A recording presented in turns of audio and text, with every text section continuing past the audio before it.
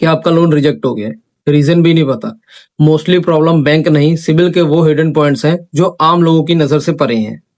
Hello guys, मैं शाहबाज खान और आज हम बड़ी ही सिंपल लैंग्वेज में बात करेंगे कि सिबिल स्कोर होता क्या है, ये कैसे बढ़ता है, कैसे घटता है, और अगर आपका भी सिबिल स्कोर घटा हुआ है तो इसको कैसे बढ़। अगर आप इस वीडियो को एंड तक देख लेते हैं तो आपको एक क्लियर रोड मैप मिल जाएगा जिसको यूज करके आप 40 से 45 दिन में अपने सिबिल को ग्रो होते हुए देख सकते हैं।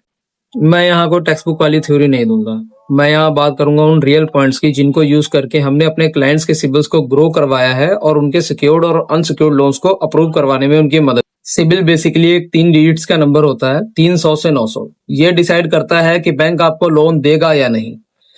बेसिकली अगर आपका सिबिल 300 से 600 के बीच में है तो आपका सिबिल लो है, और अगर 600 से 700 के बीच में है तो वो एवरेज कंडीशन में है, और अगर 700 से 900 के बीच में है तो वो एक्सीलेंट कंडीशन में है।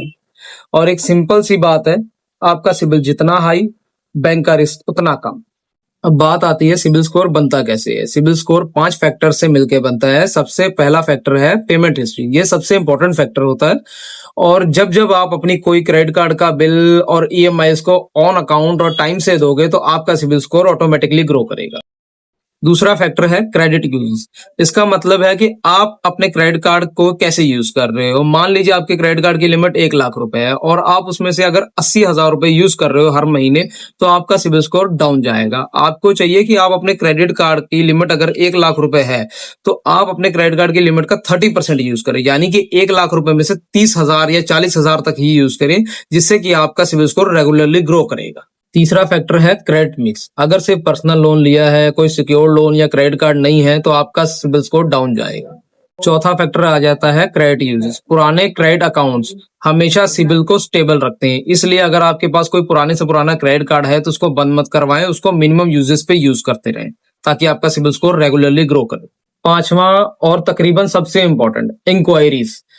बार बार लोन के लिए अप्लाई ना करें। बार बार अगर आप लोन के लिए अप्लाई करेंगे तो आपका सिबिल स्कोर बहुत तेजी से गिरेगा। अब बात करते हैं उन कॉमन मिस्टेक्स की जो एक आदमी अपनी लाइफ में नॉर्मली करता है। आपको लगता होगा कि सिबिल स्कोर नेचुरली गिरता रहता है या बढ़ता रहता है, बट ऐसा नहीं है।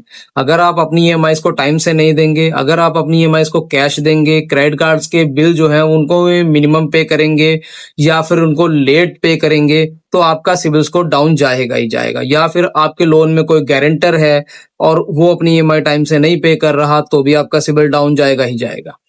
और अगर आप अपने किसी लोन या क्रेडिट कार्ड्स को प्रॉपरली बंद करने की जगह उसको सेटल कर रहे हैं, या फिर कोई पुराना क्रेडिट कार्ड है उसको क्लोज कर रहे हैं, तो उससे भी आपके सिबिल स्कोर अच्छा खासा इफेक्ट करता है।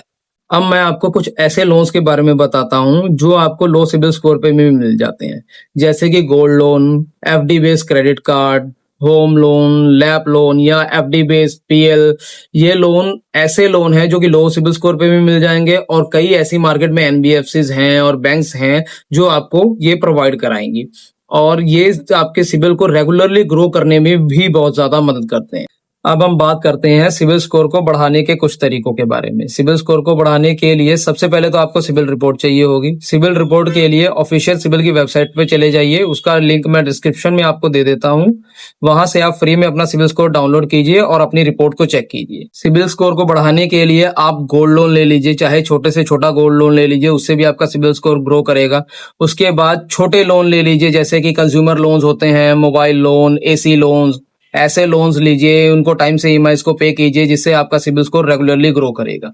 एफडी बेस्ड क्रेडिट कार्ड ले लीजिए, इससे भी आपका सिबिल स्कोर ग्रो करेगा। और बार बार लोन के लिए अप्लाई मत कीजिए। अब मैं आपको बताता हूँ सिबिल के कुछ ऐसे रूमर्स के बारे में जो मार्केट में फैले हैं, जैसे कि डेबिट कार्ड को रेगुलरली यूज करने से सिबिल स्कोर बढ़ता है, सेविंग्स अकाउंट में पैसे रखने से सिबिल स्कोर बढ़ता है, करंट अकाउंट में पैसे रखने से या ना रखने से सिबिल स्कोर बढ़ता है। तो ऐसा कुछ भी नहीं है, सिबिल स्कोर इन चीजों से नहीं बढ़ता।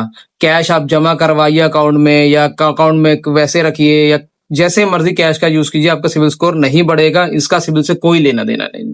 तो गाइस, अगर आपको ये समझ आ गया कि सिबिल स्कोर बनता कैसे है, ये बढ़ता कैसे है और इसको मेंटेन कैसे रखा जा सकता है, तो कोई भी सिक्योर्ड या अनसिक्योर्ड लोन लेना या क्रेडिट कार्ड लेना कोई बहुत बड़ी बात नहीं है, इजीली आपको मिल जाएगा।